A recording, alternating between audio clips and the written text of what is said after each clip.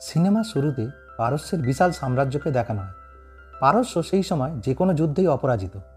পারস্যের রাজা সারামান তার ভাই নিজামের সাথে পারস্য রাজ্যকে শাসন করত। রাজার দুই ছেলেকে নিয়ে রাজা খুবই সুখী ছিল। একদিন নিজাম এবং রাজা তাদের সৈন্যদের সাথে কোথাও একটা যাচ্ছেন।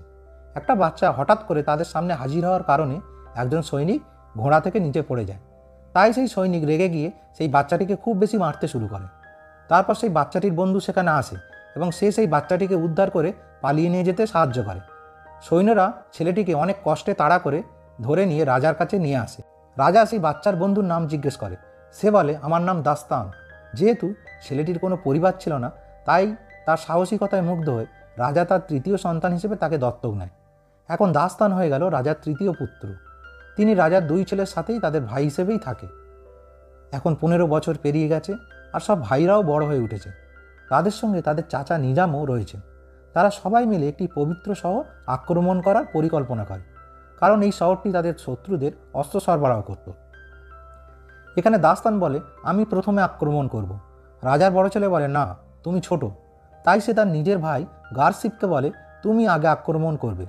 কিন্তু দাস্তান নিজে আক্রমণ করতে চেয়েছিল, তাই সে তার ছোটবেলার বন্ধুকে সঙ্গে নিয়ে আগে আক্রমণ করে দেয়। এই সেই বন্ধু যে ছোটবেলায় সৈন্যদের হাতে মার খেয়েছিল, এবং সে কিছু সৈন্যকে সঙ্গে নিয়ে দুর্গে পৌঁছায়।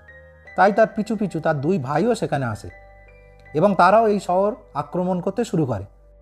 তারপর দেখা যায় শহরের রাজকন্যা তামিনাকে। সে একটি প্রাচীন মন্দিরে তার বিশেষ পরিচারকের হাতে একটি জাদু ছোরা তুলে দেয় এবং সেটিকে না হারিয়ে একটি বিশেষ জায়গায় পৌঁছে দেওয়ার কথা বলে। সেই লোকটি তার কাছে প্রতিশ্রুতি দিয়ে চলে যায়, কিন্তু যাওয়ার পথে দাস্তানের সঙ্গে তার লড়াই হয় এবং দাস্তান তার কাছ থেকে সেই জাদু ছোরাটি কেড়ে নেয়। এখন তারা সেই প্রাচীন মন্দিরে চলে যায় যেখানে তামিনা আছে। নিজাম তাকে বলে, তোমার প্রজারা আমাদের শত্রুদের কাছে অস্ত্র বিক্রি করছে। তামিনা বলে, তুমি ভুল করেছ, কারণ আমাদের শহরে অস্ত্র তৈরি করার মতো কেউ নেই। আমাদের শহর অনেক পবিত্র, আমরা যুদ্ধ পছন্দ করি না। কিন্তু কেউ সেখানে তাকে বিশ্বাস করে না এবং সকলেই কামনা করছিল যে তাকে যেন হত্যা করা হয়। তখন রাজার বড় ছেলে তাস তামিনাকে ওখানে এসে বলে, তুমি যদি আমাকে বিয়ে করো তাহলে তুমি হবে আমার রাজকন্যা এবং আমাদের পরিবারের অংশ। তখন কেউ তোমাকে মারতে পারবে না। তারপর তামিনা বলে, না, এর চেয়ে আমার মরে যাওয়াই ভালো। কিন্তু হঠাৎই তখন দাস্তানের কাছে তার মূল্যবান ছোরাটি আছে দেখে সে এই প্রস্তাবে রাজি হয়ে যায়। রাজা খবর পেয়ে তার বড় ছেলেকে ডেকে পাঠায় এবং তাকে রেগে বলে যে আমার অনুমতি ছাড়া কী জন্য ওই পবিত্র শহর আক্রমণ করেছো। সে তার বাবাকে বলে, যতক্ষণ না আমি তোমাকে প্রমাণ করি তারা সত্যিই অস্ত্র তৈরি করে এবং আমাদের বিরুদ্ধে কাজে লাগায়, আমি তোমার সামনে হাজির হব না। এই বলে বড় ছেলে সেখান থেকে চলে যায় এবং দাস্তানের কাছে ফিরে এসে তাকে একটা রাজকীয় পোশাক হাতে দিয়ে বলে যে এটা তার বাবার জন্য নিয়ে যেতে, অর্থাৎ রাজার জন্য। এবং দাস্তান যেন রাজাকে জানিয়ে দেয় যে তার বড় ছেলে তাস তামিনাকে বিয়ে করতে চায়। দাস্তান রাজকন্যা তামিনাকে সঙ্গে নিয়ে আসে রাজার কাছে, যাতে সে তার ভাইয়ের বিয়ের জন্য রাজার সম্মতি নিতে পারে। দাস্তান সেখানে গিয়ে সেই পোশাকটা বাবাকে অর্থাৎ রাজাকে দেয়। এরপর দাস্তানও তামিনাকে বাদশাহর সামনে এসে হাজির করে এবং বলে যে এটা আমার ভাইয়ের পছন্দ, সে তাকে বিয়ে করতে চায়। রাজা বলেন, তোমার ভাইয়ের ইতিমধ্যে অনেক স্ত্রী আছে, কিন্তু দাস্তান তুমি এখনও পর্যন্ত বিয়ে করনি, তাই আমি চাই তুমি এই রাজকন্যাকে বিয়ে করো। এই প্রস্তাব শুনে দাস্তান রীতিমতো লজ্জা পেয়ে যায়। রাজার শরীর দাস্তানের দেয়া পোশাক পরার সাথে সাথে জ্বলতে শুরু করে, কারণ দাস্তানের দেয়া পোশাকে বিষ ছিল। সবাই সন্দেহ করে রাজার বড় ছেলের পাঠানো পোশাকে দাস্তানই বিষ মিশিয়ে রাজাকে পরিয়েছে। রাজার সৈন্যরা দাস্তানকে মারতে গেলে দাস্তানের ছোটবেলার বন্ধু তাকে নিয়ে পালাতে যায়, কিন্তু সে মারা যায়। তামিনা দাস্তানকে বলে, আমাদের পালাতে হবে, কারণ তোমার নিজের লোকও তোমার পিছনে। তাই সেখান থেকে তামিনা ও দাস্তান পালিয়ে যায় এবং রাজা মারা যায়। রাজা মারা গেছে এই খবরটা তার বড় ছেলের কাছেও পৌঁছায়। দাস্তান তামিনাকে বলছে, আমি ওই পোশাকটা দিইনি, এটা বরং আমার বড় ভাই পাঠিয়েছে, যে তোমাকে বিয়ে করতে চেয়েছিল। তাই সে তার বড় ভাইকে সন্দেহ করতে শুরু করে। কিন্তু তামিনা এই উদ্দেশ্যে দাস্তানকে সঙ্গ দিয়েছিল যাতে সে তার কাছ থেকে তার ছোরাটা ফিরিয়ে নিতে পারে, এবং একটি তরোয়াল নিয়ে দাস্তানকে সে আক্রমণও করে। তারপর সেই ছোরাটির অগ্রভাগ দাস্তান ভুলবশত স্পর্শ করে দেয় এবং সে কয়েক সেকেন্ড আগের সময় ফিরে যায়। এরপর তামিনা যখন প্রায় তাকে তরবারি দিয়ে মারবে বলে ভাবছে, দাস্তান তার হাত ধরে তাকে বলে, তরবারি বের করবে না। তারপর তামিনা বলে, কখন বের করলাম? দাস্তান বলে, আমি সব দেখেছি, তুমি এটা করতে যাচ্ছিলে। তামিনা তাকে বলে, তুমি নিশ্চয়ই ছোরা ব্যবহার করেছো। এখন কে আবার এতে জাদুকরি বালি ভরবে, কারণ এটি ততক্ষণই কাজ করে যতক্ষণ সেই মায়াবী বালি এতে ভর্তি থাকবে। কিন্তু এটি ব্যবহার করলে এই বালি ফুরিয়ে যায় এবং এই অতীতে যাওয়ার কথা একমাত্র সেই ছুরির মালিক যে বোতামটা টিপেছে সেই একমাত্র জানতে পারবে, আর কেউ জানতে পারবে না। এখন দাস্তান বলে, আমাকে আমার কাকা নিজামকে সব কিছু জানাতে হবে, কারণ সে এখন একমাত্র তার কাকাকেই বিশ্বাস করছে। ঘোড়ায় চড়ে তাই সে সেখান থেকে চলে যায়। কিন্তু তামিনা তাকে সতর্ক করে, তুমি যে পথ বেছে নিচ্ছ তা খুবই বিপজ্জনক। তাই দাস্তান তাকে বলে, আমার কিছু যায় আসে না। এখন তামিনাও তার সঙ্গ নেয়। প্রতিমধ্যে তৃষ্ণা পায় তামিনা এবং সে ভান করে সে যেন তার চেতনা হারিয়েছে। দাস্তান তাকে জিজ্ঞেস করে কি হয়েছে। তারপর তামিনা এই সুযোগে একটা ভারী জিনিস দিয়ে দাস্তানের মাথায় আঘাত করে তাকে অজ্ঞান করে জাদু ছোরাটা নিয়ে সেখান থেকে পালিয়ে যায়। দাস্তানের যখন জ্ঞান আসে তখন সে লক্ষ্য করে যে তার আশেপাশে কিছু দস্যু লোক আছে এবং তাদের মালিক ও নাগবাকা নামের এক দুর্ধর্ষ ছোরা নিক্ষেপকারী। তারা দাস্তান ও পরে দূরে গিয়ে তামিনাকে বন্দি করে নেয়। এই সুযোগে দাস্তান তামিনার গলার লকেট থেকে যেটুকু জাদু বালি ছিল সেটা নিয়ে ছুরিটা ভর্তি করে নেয়। মালিকটি দাস্তানকে বলে যে, আমি জানি তুমি তোমার রাজাকে মেরে পালিয়েছ এবং তোমাকে ফেরত দিলে আমি অনেক অর্থ পুরস্কার হিসেবে পাব। এবং তার কাছ থেকে সেই ছোরাটি কেড়ে নিয়ে সাধারণ ছোরা ভেবে সেটিকে বিক্রি করতে পাঠিয়ে দেয় এবং দাস্তানকে বন্দি করে নেয়। তামিনা এটি লক্ষ্য করে উটপাখির খাঁচা খুলে দেয়, ফলে সব উটপাখি ছুটতে শুরু করে এবং এই সুযোগ নিয়ে দাস্তান ও তামিনা সেখান থেকে পালিয়ে যায়। তারা ছদ্মবেশ ধরে তার বাবার অন্ত্যেষ্টিক্রিয়ায় নিজামের সাথে লুকিয়ে দেখা করে। সে নিজামকে বলে যে সে তার বাবাকে খুন করেনি এবং পবিত্র শহর আলামুটকে আক্রমণ করার পিছনে রয়েছে সময়কে পিছিয়ে দেওয়া সেই জাদু ছুরি ও বালি দখল করা। নিজাম সেই জাদু ছুরিটি দেখতে চাইলে দাস্তান দেখে যে সেটা চুরি হয়ে গেছে, তার মানে তামিনা আবার সেই ছোরাটা চুরি করে পালিয়েছিল। তারপর দাস্তান লক্ষ্য করে নিজামের হাত পুড়ে গেছে। জামা পরার সময় রাজার শরীর পুড়ে যায়। তাই সে সন্দেহ করে যে তার রাজার পোশাকে বিষ দেওয়ার জন্য তার ভাই নিজামও দায়ী থাকতে পারে। নিজাম এটা বুঝতে পারে যে দাস্তান তার খারাপ পরিকল্পনার কথা জেনে গেছে, তাই তাকে আটক করার নির্দেশ দেয়। কিন্তু সৈন্যদের হাত থেকে রেহাই পেয়ে দাস্তান পালিয়ে যায়। বাইরে গেলে তার ভাই গার্ডশিপ তাকে আক্রমণ করে, কিন্তু দাস্তান নিজেকে বাঁচিয়ে বেরিয়ে আসে এবং তাকে বলে যে আমি রাজাকে হত্যা করিনি। এখানে নিজাম রাজার বড় ছেলের কাছে যায় এবং সে বলে যে দাস্তান আমাকে হত্যা করতে এসেছিল এবং দাস্তানের লক্ষ্য হচ্ছে সিংহাসন দখল করা, তাই অবিলম্বে দাস্তানের মৃত্যুদণ্ডের পরোয়ানা জারি করা হোক। কিন্তু তার বড় ভাই বলে, না, তাকে অবশ্যই জনগণের সামনে আত্মপক্ষ সমর্থনের একটা সুযোগ দেওয়া হবে। এই শুনে নিজাম যেহেতু ধরা পড়ে যেতে পারে সেই ভয় নিজাম নিজেই দুর্ধর্ষ গুপ্তঘাতকদের সাথে দেখা করে এবং তাদেরকে নির্দেশ দেয় যে দাস্তানকে মেরে সেই জাদু ছুরিটি ফেরত আনতে। এদিকে দাস্তান তামিনাকে খুঁজে পায় এবং তাকে জানায় যে রাজার ভাই নিজামই রাজার আসল খুনি এবং সেই ছুরি আর বালির পবিত্র শহর আলামুটকে দখল করতে চেয়েছিল, কারণ সে সময়কে পিছিয়ে দিয়ে অতীতে গিয়ে তার ভাইকে হত্যা করে সে যাতে নিজের সিংহাসনে বসতে পারে। দাস্তান তামিনার কাছে এই ছুরির আসল সত্যিটা জানতে চায়।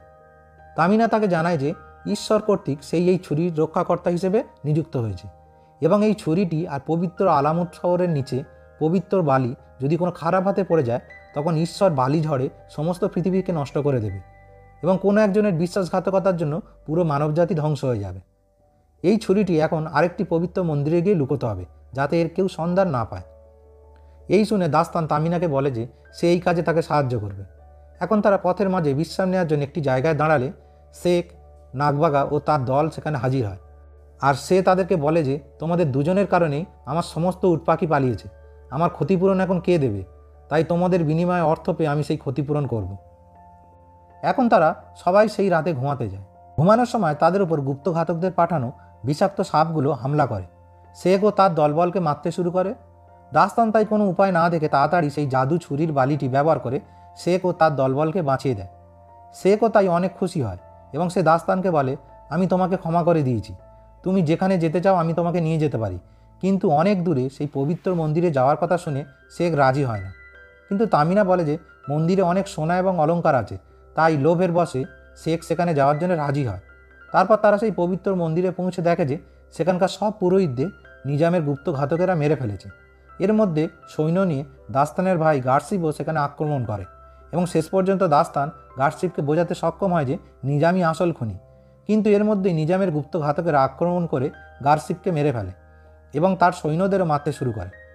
এরপর তামিনা পবিত্র মন্দিরে সেই ছুরিটি লুকোতে গেলে সেখান থেকে গুপ্তঘাতকেরা সেটা ছিনিয়ে নিয়ে চলে যায়। ছুরিটি হারিয়ে ফেলে দাস্তান ও তামিনা দুজনেই চিন্তিত। এই দেখে সব ব্যাপার বুঝতে পেরে শেখ ও তার দলবল তাদের সাহায্য করার জন্য রাজি হয়। অন্যদিকে দেখা যায় গুপ্তঘাতকদের সর্দার সেই ছুরিটি নিজামের হাতে তুলে দিয়েছে। এখন পবিত্র শহর আলামুটে নিজাম এবং তার লোকেরা সেখানে সেই মায়াবী বালির সন্ধানের জন্য খনন করছে। এখানে দাস্তান তামিনা, শেখ এবং নাগবাকা একটি প্ল্যান করে, যেখানে নাগবাকা ছুরিটিকে আনতে যাবে এবং নিচে শেখ ও তামিনা সেই ছুরিটাকে নিয়ে দাস্তানের কাছে পাঠিয়ে দেবে। প্ল্যান মতো নাগবাকা সেই জাদু ছুরিটিকে আনতে গিয়ে গুপ্তঘাতকদের সঙ্গে যুদ্ধে মারা যায়, কিন্তু মারা যাওয়ার আগে সেই জাদু ছুরিটি নিচে শেখের দিকে ছুঁড়ে দেয়। নিজাম এটি জানতে পেরে সঙ্গে সঙ্গে সৈন্যদের আদেশ দেয় ছুরিটাকে উদ্ধার করার জন্য। ইতিমধ্যে দাস্তান এই ছুরিটাকে নিয়ে তার বড় ভাইয়ের কাছে আসে এবং সে তার গলায় তরোয়াল রেখে বলে যে সে সত্যিই তার বাবাকে খুন করেনি, এবং যদি সে সত্যি খুন করত তাহলে কি জীবনের বাজি রেখে আবার তার বাবার অন্ত্যেষ্টিক্রিয়া আসতো, এবং জানায় যে আসল খুনি হচ্ছে তার কাকা নিজাম। এরপর তার ভাইকে সেই পবিত্র শহরের বালি ও ছুরির কথা জানায় এবং বলে যে নিজাম পরিকল্পনা করে ওই শহরকে আক্রমণ করেছিল, যাতে সেই জাদু ছুরি ও বালিকে কাজে লাগিয়ে অতীতে গিয়ে তার ভাইকে সরিয়ে রাজার সিংহাসনে বসতে পারে। কিন্তু তার বড় ভাই তাস এইসব কথা বিশ্বাস করে না। তাই শেষে দাস্তান কোনো উপায় না দেখে বলে যে এর পরেও যদি বিশ্বাস না হয় যে আমি সত্যি বলছি, তাহলে আমি আত্মহত্যা করছি, এবং তুমি যদি আমাকে ফিরিয়ে আনতে চাও তাহলে এই ছুরির ওপরের বোতামটা টিপে ধরলেই তুমি সব জানতে পারবে। এই বলে দাস্তান ওই ছুরি দিয়ে নিজে আত্মহত্যা করে। তখন তার ভাই সেই ছুরিটা তুলে নিয়ে বোতামটা টিপতেই আবার অতীতে ফিরিয়ে গিয়ে আবার সেই আগের জায়গায় ফিরে যায়, এবং তারপর দাস্তান যখন আবার আত্মহত্যা করতে যাচ্ছিল তখন সে তার হাত ধরে নেয় এবং বলে যে সে তার ভুল বুঝতে পেরেছে। এর মধ্যে নিজাম ও সেই গুপ্তঘাতক সেখানে এসে পৌঁছায়। নিজাম দুই ভাইয়ের মিলন দেখে রেগে গিয়ে দাস্তানের বড় ভাইয়ের গলা কেটে দেয় এবং সেখান থেকে চলে যাওয়ার আগে গুপ্তঘাতককে দাস্তানকে মারার জন্য নির্দেশ দিয়ে যায়।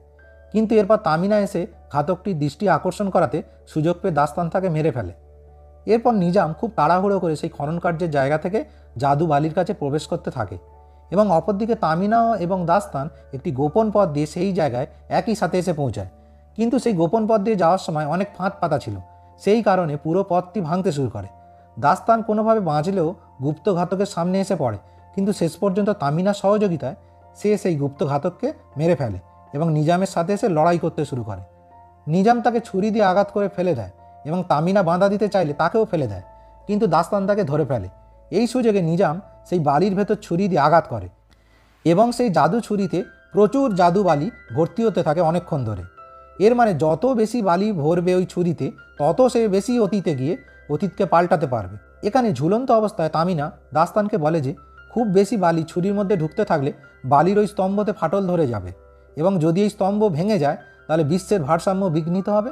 তখন ঈশ্বর রেগে গিয়ে আবার বালির ঝড় দিয়ে পুরো মানবজাতিকে ধ্বংস করে দেবে। তাই মানবজাতিকে বাঁচাতে গেলে তুমি আমাকে ছেড়ে দাও, আমরা আবার কোনো নতুন জন্মে মিলিত হব। এই বলে তামিনা জোর করে হাত ছেড়ে মৃত্যুকে বরণ করে নেয়। তখন দাস্তান কোনো ক্রমে গিয়ে সেই ছুরিটা ধরে তার কাকা নিজামের সঙ্গে লড়তে শুরু করে, কিন্তু তার কাকা অনেক বেশি অতীতে যাওয়ার আগেই দাস্তান তার ছুরির বোতামটা টিপে দিয়ে বালি ভরা বন্ধ করে দেয় এবং বালির স্তম্ভ ভাঙনের হাত থেকে রক্ষা পায়।